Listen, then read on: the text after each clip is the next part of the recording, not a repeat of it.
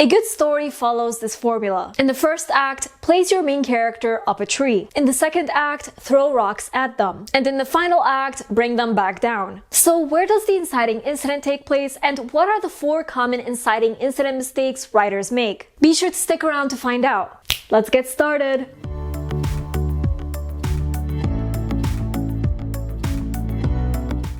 Hey guys, Nour here, and welcome back to my channel. For those visiting for the first time, hello, I'm the fantasy author of the novel Divinity Falling. Be sure to subscribe for weekly writing advice videos. To answer the question I asked earlier, the inciting incident takes place in the first act of your story. In fact, it is the incident that causes your main character to end up on that tree. They were going about their day doing their own thing, when suddenly something happened that caused them to get up that tree. This is definitely not something they typically do, because they don't usually get up the tree. But now they're up there and there are problems being thrown at them. That's your inciting incident. It is the event that kickstarts the rest of the story. It's an out-of-the-norm event that causes your main character to do or be thrust into a situation they wouldn't normally be in. So now that we've tackled that, what are the 4 common mistakes writers make when it comes to the inciting incident? Mistake number 1, not starting the inciting incident early. The inciting incident should start very early in the story.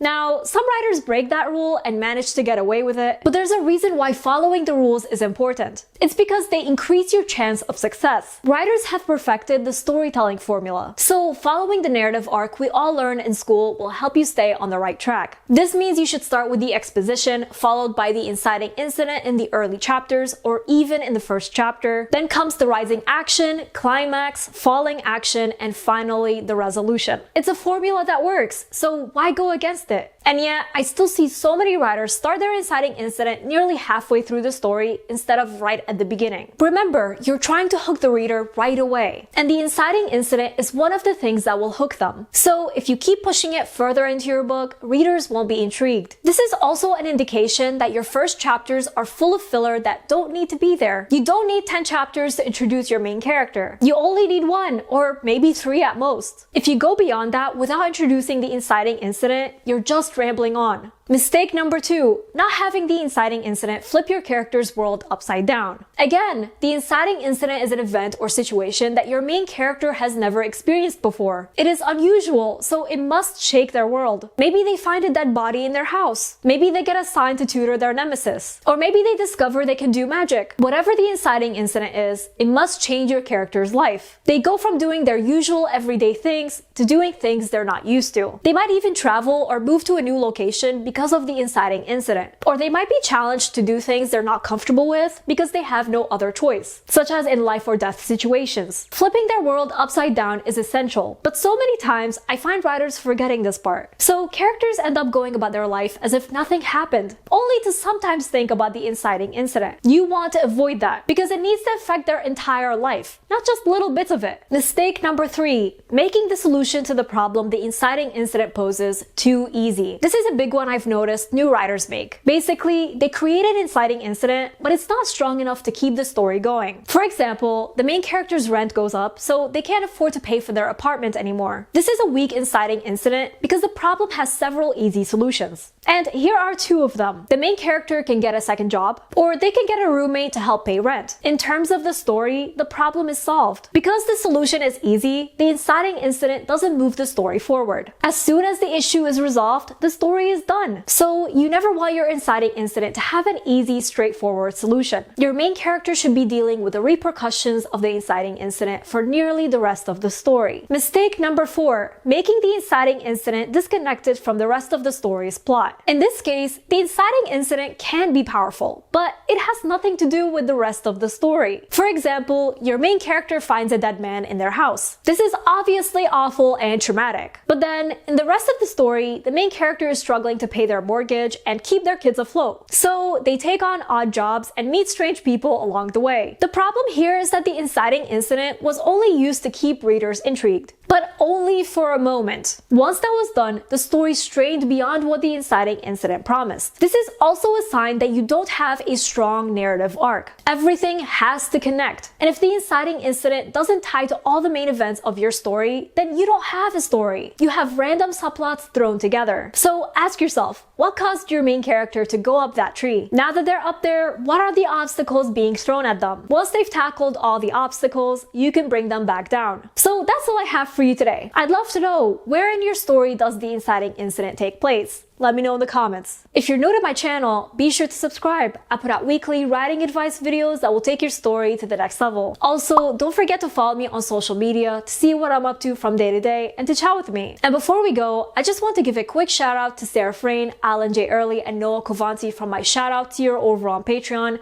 as well as all my amazing patrons. Thank you all so much for your support. I really appreciate you. And remember, Nour for president.